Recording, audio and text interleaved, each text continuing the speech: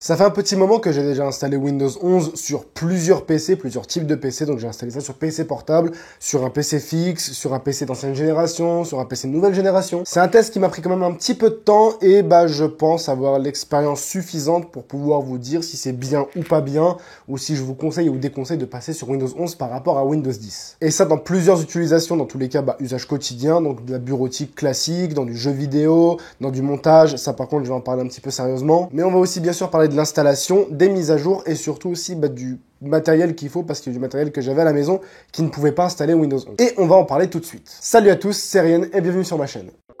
Donc déjà, si vous voulez des clés Windows 10, Windows 11, eh bien ça peut coûter assez cher, que ce soit la version Home ou professionnelle. C'est pour ça que cette vidéo est sponsorisée par YourCDKey, pas par Innocent. La vidéo d'aujourd'hui est sponsorisée par YourCDKey. YourCDKey, c'est un site qui nous permet d'acheter des clés de jeu, par exemple Steam, Origin, Xbox et Uplay.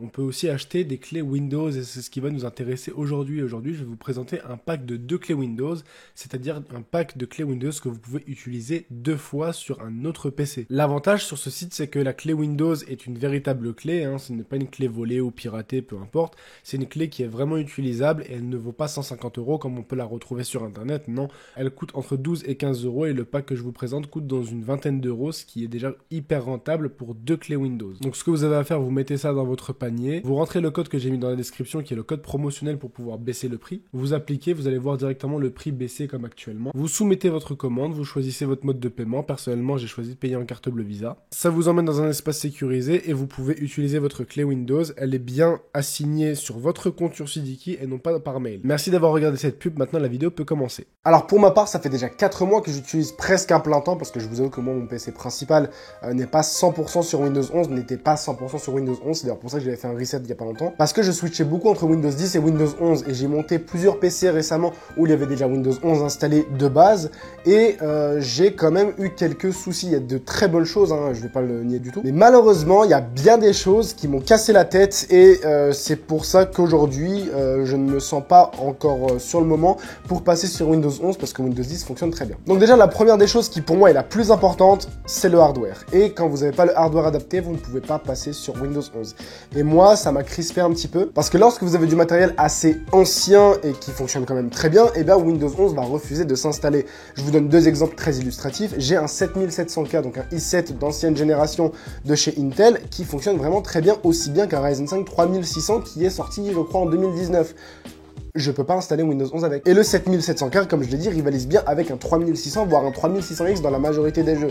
Donc pour vous dire, c'est quand même un très bon processeur, même s'il est assez ancien. Et j'ai eu exactement la même chose avec un Ryzen 7, qui est le Ryzen 7 1700, et il a été classifié comme trop ancien pour 2 raisons, exactement la même raison que pour le 7700K, c'est par rapport au TPM qui n'est pas activable. Et en gros, le TPM, Trusted Module Platform, c'est simplement une sécurité pour crypter certaines données, chiffrer certaines données.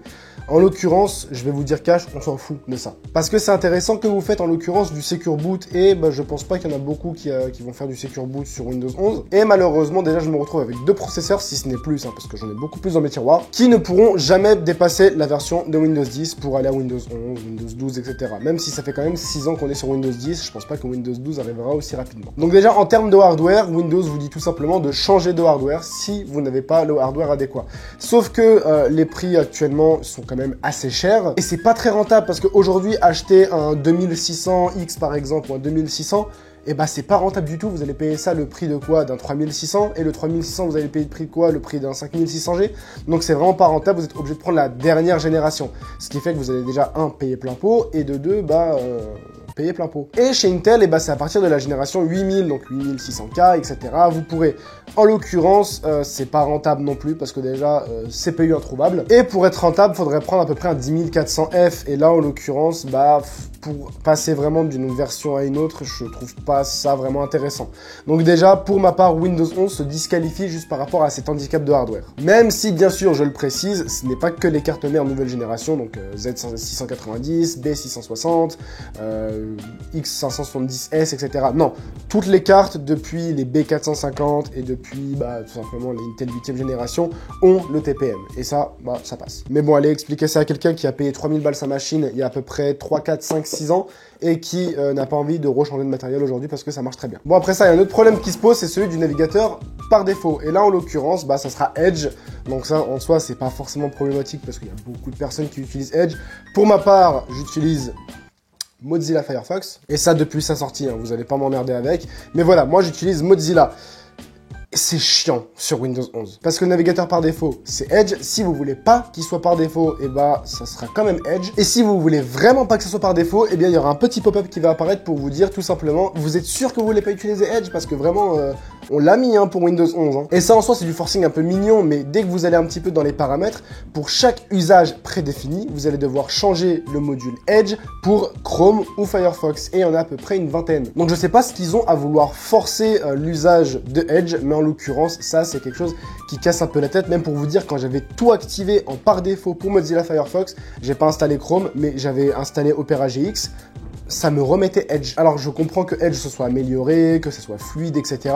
En l'occurrence, j'ai toutes mes données, j'ai tous mes favoris, j'ai tout mon historique, j'ai tous mes mots de passe sur Mozilla Firefox. Pour ma part, je n'ai pas du tout envie de passer sur Edge. Autre forcing qui est un peu au-dessus quand même, parce que Edge, encore une fois, comme je vous l'ai dit, c'est mignon. Mais pour ce qui est de Windows Home, donc Windows Family, comme vous voulez, là, par contre, je ne comprends pas comment Microsoft a pu autoriser ça. Je ne sais pas qui a eu l'idée de faire ça, mais cette personne, vraiment, faut l'envoyer au trou. Ça fait 4 mois que j'utilise Windows 11. Ça fait 4 mois sur différents PC. J'ai installé, désinstallé, réinstallé, désinstallé, etc. Là, j'ai décidé d'installer pour une fois Windows 11 Home. Et bah, je me suis dit, dans tous les cas, ça va être pareil, hein, parce que Windows 11 Pro et Home, c'est pratiquement la même chose. Si vous installez Windows 11 professionnel, installation fluide, il n'y a pas de problème. Si vous installez Windows 11, là, par contre, vous êtes forcé, obligé d'utiliser un compte Microsoft, Outlook, etc. pour pouvoir utiliser pleinement Windows 11. Et ça, pour ma part, c'est quand même très dommageable. Microsoft, ils sont pas cons, ils savent très bien que la différence est minime entre Windows 10 Home et Windows 10 professionnel. Mais il y a une différence de prix qui est quand même non négligeable quand vous achetez la licence directement. Windows 11, c'est exactement pareil, ce qui fait qu'ils savent très bien que les gens vont préconiser d'acheter Windows 11 Home plutôt que professionnel. Donc ils baissent le prix de Home et ils augmentent le prix de professionnel. Ce qui est normal. Problème, c'est que vu que c'est le système le plus prisé, et bah c'est le système où on peut casser la tête à plus de personnes. Et c'est exactement ce que je vous dis, on est obligé de s'enregistrer sur Windows 11 avec une licence Home, tandis que sur Windows professionnel, pas du tout. Donc en soi, si vous avez une licence Windows 11 Home, vous payez moins cher, mais vous perdez plus de temps. Vous perdez plus de temps parce que vous devez vous enregistrer, vous devez activer votre compte, etc., etc. Sinon, vous ne pourrez pas utiliser correctement votre PC. La première fois que j'ai vu ça, j'ai complètement désinstallé Windows 11 Home et j'ai réinstallé Windows 11 professionnel. Ensuite, je l'ai réinstallé Home pour voir un petit peu ce que ça faisait. C'est chiant. Juste sur le principe, en fait, parce que pour vous dire, moi, je passe toujours les questions de localisation, manuscrite, etc. Les pubs, on s'en fout. Mais en l'occurrence, là, on est obligé de tout faire sur Windows 11 Home et c'est un peu dommage. Maintenant, voilà, vous êtes sur le bureau, votre navigateur par défaut, c'est Firefox ou Chrome ou Opera GX ou ce que vous voulez, etc. Donc, tout est bon, il n'y a pas de problème. Maintenant, vous voulez un petit peu voir comment ça se passe dans votre ordinateur. Donc, combien de RAM est utilisé, votre processeur est utilisé à combien d'usages, votre GPU, par exemple, votre Wi-Fi, bah, ça prend un peu de temps, donc vous voulez voir à quelle quantité c'est utilisé, quelle fréquence, etc. Logiquement, qu'est-ce que vous faites ? Vous allez sur le gestionnaire des tâches. Et le gestionnaire des tâches, il n'y a pas plus simple. Clic droit sur la barre de tâches, ouvrir le gestionnaire des tâches et basta. Vous avez absolument tout, donc tous les processus qui sont ouverts. Ça n'existe plus sur Windows 11. Parce que maintenant, la seule chose que vous avez lorsque vous faites clic droit sur la barre de tâches, et bah, c'est Taskbar Settings, donc les paramètres de la barre de tâches.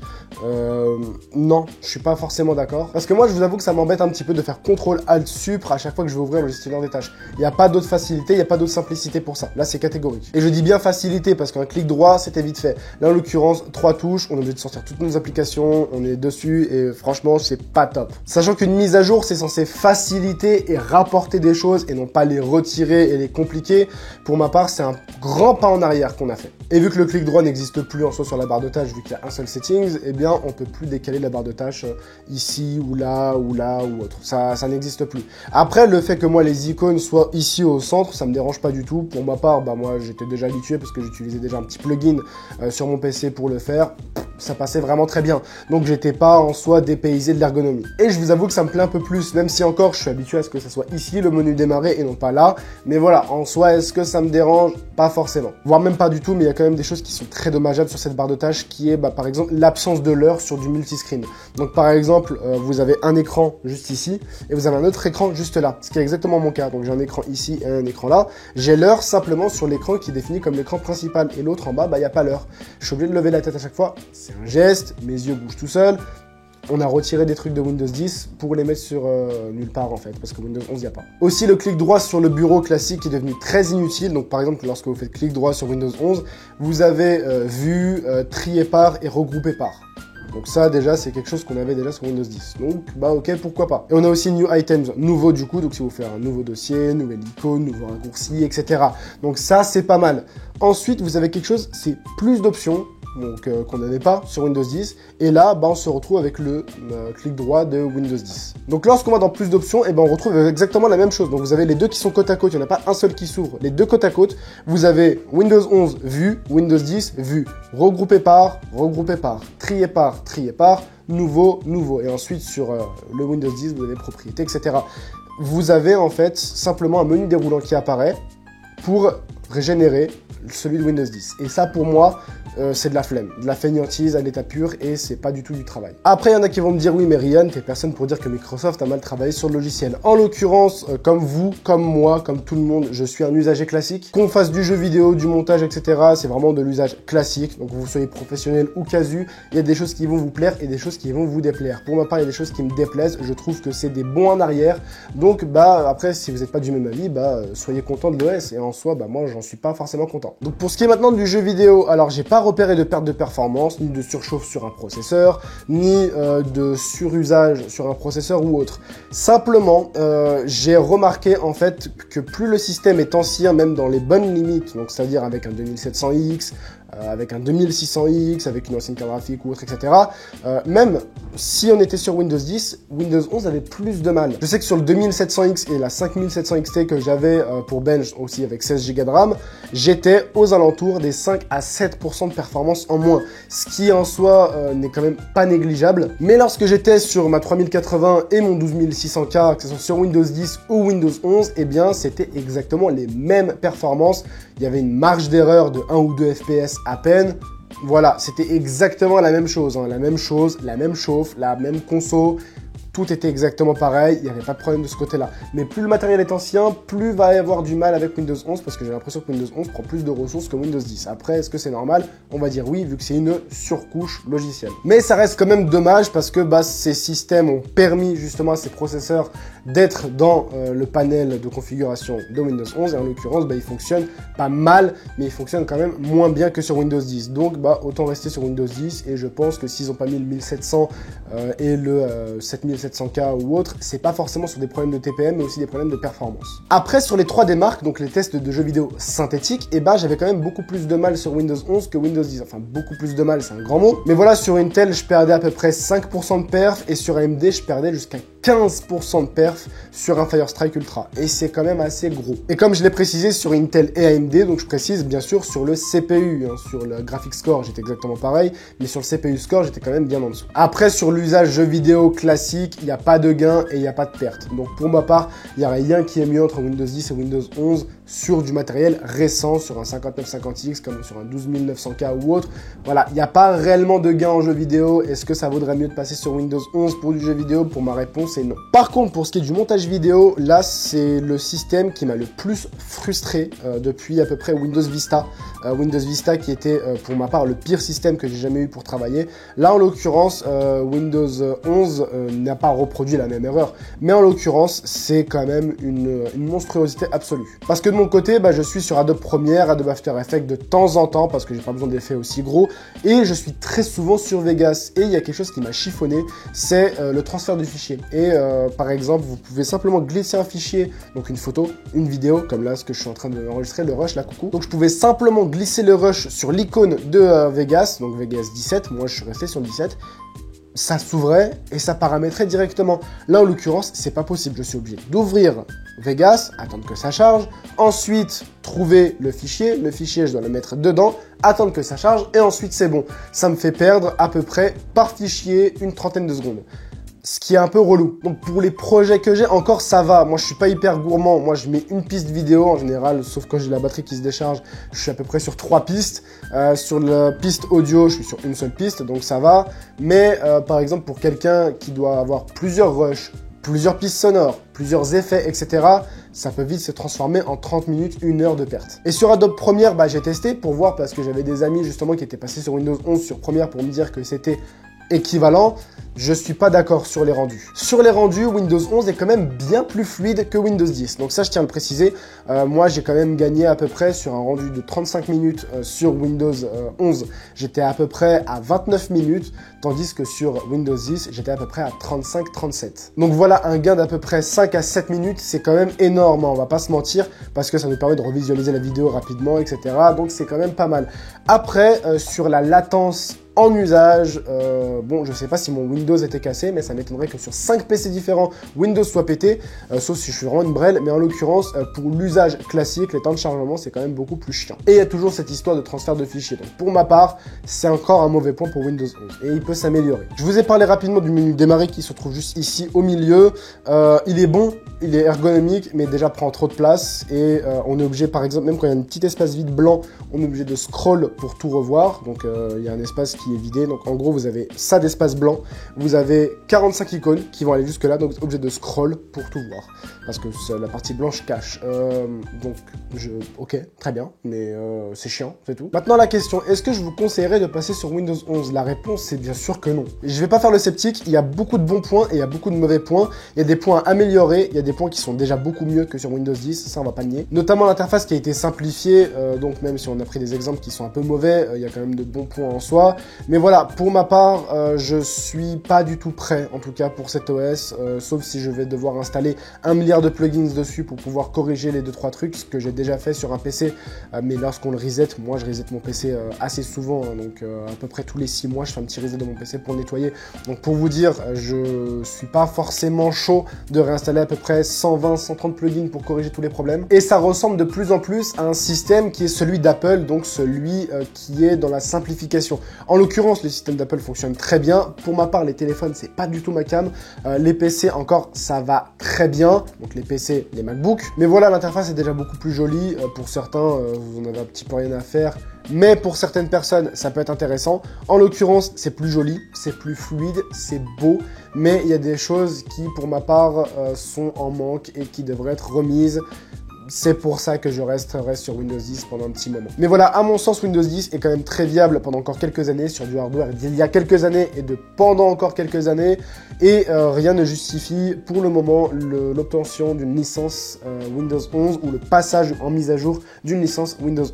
Voilà. Donc après, si vous avez des recommandations, dites-moi ça dans les commentaires. Merci à tous d'avoir suivi cette vidéo. J'espère que ça vous aura plu. Si c'est le cas, n'oubliez pas de mettre un petit pouce bleu. Si vous aimez le contenu de ce genre, n'hésitez surtout pas à vous abonner et d'activer la cloche. Et si vous avez des questions, posez-les en commentaire. J'essaierai de répondre encore une fois le plus rapidement possible. Et pour ce qui est du hashtag, mettez hashtag 10. Parce que Windows 10 reste quand même très bon. Et j'ai l'impression qu'à chaque fois, on fait un OS qui est un peu moins bien que l'ancien. On a eu Windows XP, très bon.